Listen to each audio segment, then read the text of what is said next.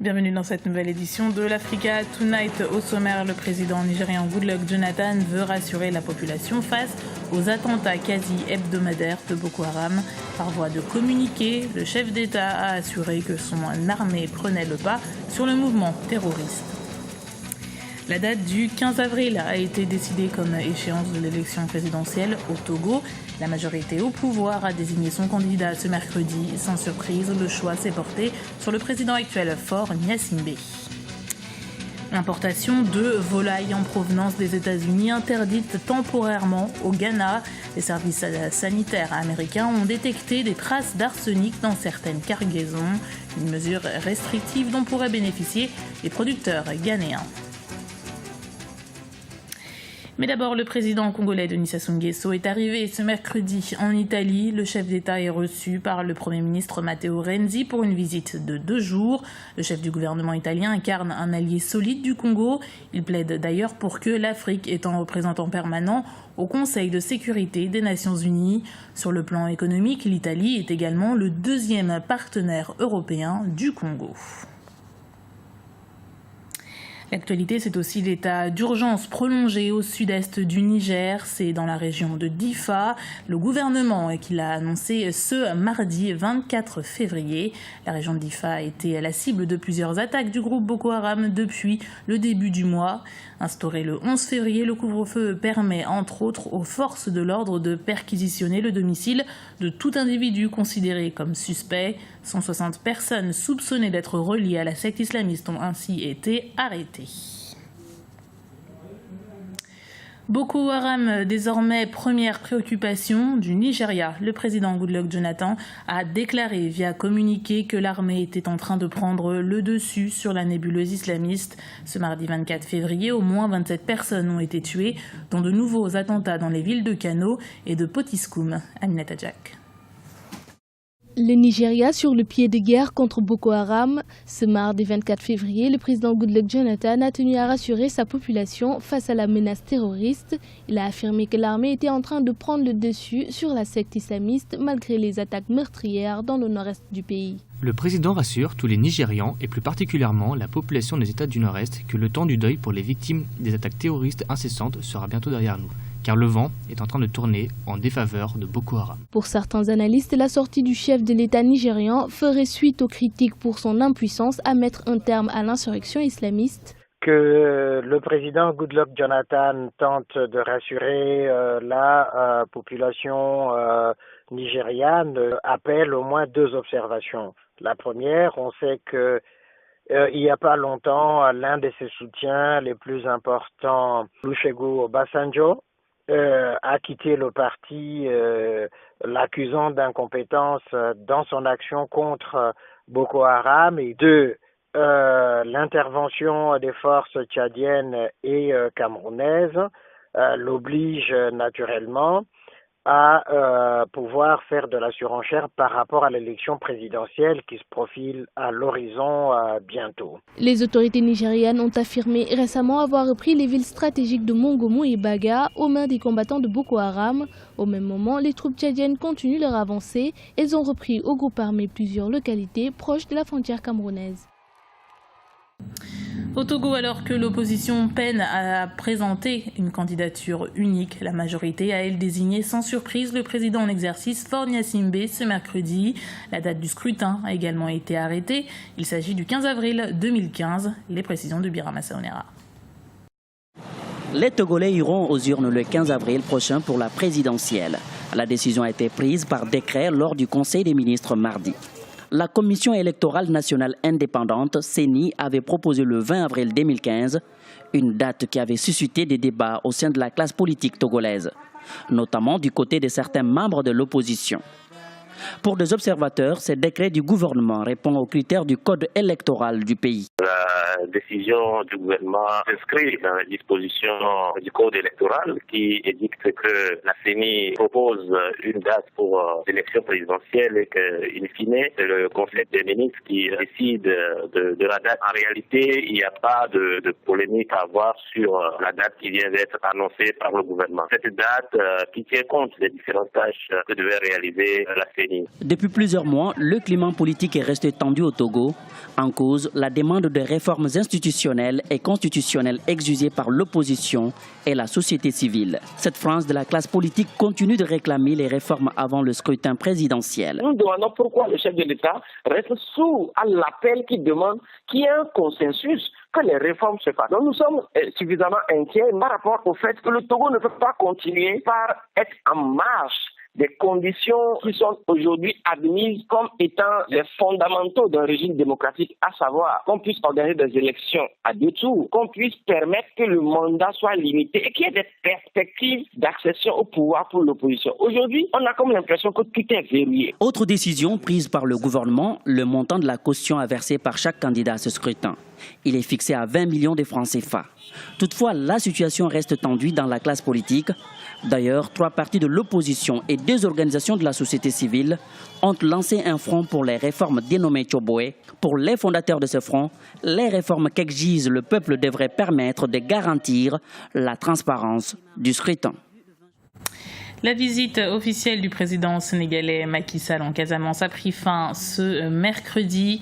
Au cours de cette semaine, l'accent a été mis sur la nécessité de développer cette région sur le plan économique ou encore touristique. De nouvelles infrastructures et de nouveaux projets ont été inaugurés. Les détails d'Ibra Ndiaye. C'est une véritable opération de charme du chef de l'État sénégalais dans cette région du sud du Sénégal. La visite du président Macky Sall en Casamance s'achève ce mercredi. Une tournée axée sur l'économie pour désenclaver cette région en conflit depuis 32 ans. Une occasion pour les autorités sénégalaises d'annoncer plusieurs projets d'infrastructures dans la région, notamment la livraison de 2 nouveaux bateaux pour assurer la liaison entre la capitale sénégalaise Dakar et Ziguinchor, l'ouverture d'un hôpital, d'un pont, d'une centrale électrique. Il y a tellement eu d'inauguration que le Parti démocratique sénégalais, qui était l'ancien régime, Abdoulaye Wade, se sont rappelés au bon souvenir des Sénégalais en rappelant que Macky Sall est en train d'inaugurer des projets qu'eux-mêmes avaient mis sur pied. C'est le cas des 2 bateaux à Guinée-Jambon qui vont permettre de la liaison entre Ziguinchor et Dakar. Il y a eu durant cette visite-là la pose de la première pierre du pont de Farafenni qui va pouvoir permettre une meilleure circulation des biens des personnes entre le nord et le sud du Sénégal. Là, aujourd'hui, il y a un projet de 187 milliards, donc on annonce encore beaucoup d'argent pour désenclaver et équiper en infrastructures diverses. La Casamance a été déclarée zone prioritaire nationale d'intérêt touristique. Des lois instituant des exonérations de taxes en faveur des promoteurs de cette région devraient également être votées à l'Assemblée nationale. Il faut sauver le tourisme du Sénégal. Il faut sauver le sud du Sénégal. Vous savez, avec cette guerre des indépendantistes, le tourisme qui est l'une des 2 principales sources de revenus de cette zone a totalement été détruite. Et d'autant plus que les régimes d'Abdoulaye Wade ne croyaient pas au tourisme, au potentiel de ce secteur d'activité. Aujourd'hui, Macky Sall veut relancer l'activité touristique, ça depuis très très longtemps, et il veut faire de la Casamance un des grands pôles de développement de cette activité. Le secteur du tourisme dans le sud est totalement sinistré. Donc il a besoin, pas d'un coup de pouce, il a véritablement besoin d'un grand élan de la part de l'État. La construction d'un chemin de fer reliant Dakar à Ziguinchor au Sénégal d'un coût de 500 millions de dollars est également prévu. Un chemin de fer qui devrait contourner la Gambie et passer par Tambacounda, une région minière située dans l'est du Sénégal. Une manière sans doute de faire de ces régions du Sénégal une véritable épine dorsale de l'économie sénégalaise. L'actualité économique, c'est aussi la course à la succession du président de la Banque africaine de développement, Donald Kaberuka. Son mandat prend fin le 28 mai 2015. 8 candidatures ont déjà été retenues par le Conseil des gouverneurs. Les précisions de Guevanindo. 8 candidats en lice pour succéder à Donald Kaberuka à la tête de la Banque africaine de développement. Le 20 février dernier, le Conseil des gouverneurs a publié la liste des prétendants au poste de président de l'institution bancaire panafricaine. Des candidatures parmi lesquelles le Conseil choisira le successeur de Donald Kaberuka en poste depuis 2005. Le Conseil des gouverneurs de la BAD est tout à fait dans son rôle en tant qu'organe exécutif de pouvoir sélectionner les candidats qui peuvent diriger la banque de manière efficace dans les années à venir, sachant très bien que l'ancien président, M. Donald Kaberuka, qui était en place, a hissé la banque à un niveau de reconnaissance mondiale et internationale dans le financement des investissements de développement de l'Afrique. Donc, j'estime que le Conseil des gouverneurs est tout à fait dans son rôle. Parmi les 8 candidats, l'on peut citer des ministres comme celui de l'agriculture du Nigeria, Akinwumi Adesina, le ministre éthiopien des Finances, Soufiane Ahmed, son homologue capverdienne, Christina Duarte, le ministre tchadien de l'économie, Bedourma Kordje, Jaloul Ayed, ancien ministre des Finances, ou encore l'ancien ministre sierra-léonais, Samoura Kamara. À côté de ceux-ci, figurent des anciens cadres de l'institution comme le Zimbabwéen Thomas Sakala, appuyé par la SADC, communauté de développement d'Afrique australe, et le Malien Birama Boubacar Sidibé. Les 8 candidats qui sont en lice sont tous des candidats de valeur. Bon, je ne saurais poser un jugement quelconque sur les candidats, mais il faudrait quand même, de mon point de vue, avoir un candidat qui connaît le fonctionnement, les rouages de la banque. Et espérons qu'il va continuer de manière efficace l'action qui a été mise en place par M. Kaberuka à la tête de la banque. Mais sinon, l'ensemble des candidats, ce sont des candidats qui sont relativement compétents. L'élection à la tête de la BAD se tiendra le 28 mai prochain lors de l'Assemblée annuelle du Conseil des gouverneurs. La Banque africaine de développement a pour mission d'œuvrer au développement socio-économique et au progrès social des États africains. Les éleveurs du Ghana sauront-ils profiter d'une récente annonce sanitaire des autorités américaines? L'inspection de cargaison de viande a révélé la présence d'arsenic, un poison extrêmement dangereux pour les consommateurs. Les importations de volailles en provenance des États-Unis sont donc momentanément interdites au Ghana. Le point avec Aminata Jack. Au Ghana, les importations des poulets en provenance des États-Unis sont interdites de manière temporaire. La décision a été prise par le ministre ghanéen de l'Agriculture après l'annonce par l'organisme américain chargé de la régulation et du contrôle alimentaire de cargaison de poulets contenant des traces d'arsenic, un élément chimique extrêmement nocif pour l'organisme humain. Une situation qui relance le débat sur la question de la sécurité sanitaire des aliments importés en Afrique. Vous savez, les importations de denrées alimentaires dans les pays africains sont sujettes à beaucoup de cautions dans la mesure où vous avez ce qu'on appelle la chaîne du froid.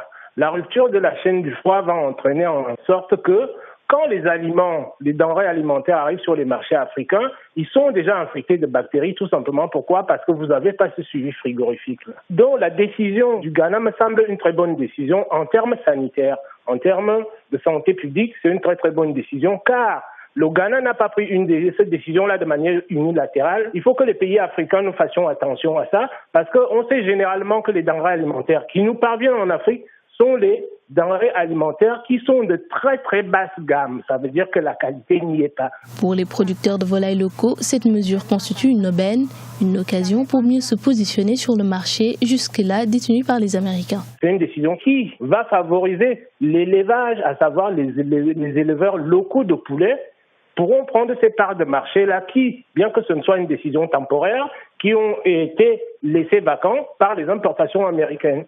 Donc, essayons de favoriser notre agriculture interne qui donnera des emplois à la population rurale africaine par le biais de l'élevage et de l'agriculture surtout. Les autorités ghanéennes souhaiteraient également élargir l'interdiction aux produits fabriqués à base de poulet en provenance des États-Unis. Une décision qui rejoint le règlement adopté par le gouvernement contraignant les importateurs de poulet à s'approvisionner à 40% sur le marché local et qui permettrait la reprise du dynamisme du secteur avicole ghanéen. C'était le journal de la rédaction. Merci de l'avoir suivi. Retrouvez dans un instant une nouvelle édition de l'Africa Tonight sur Africa 24.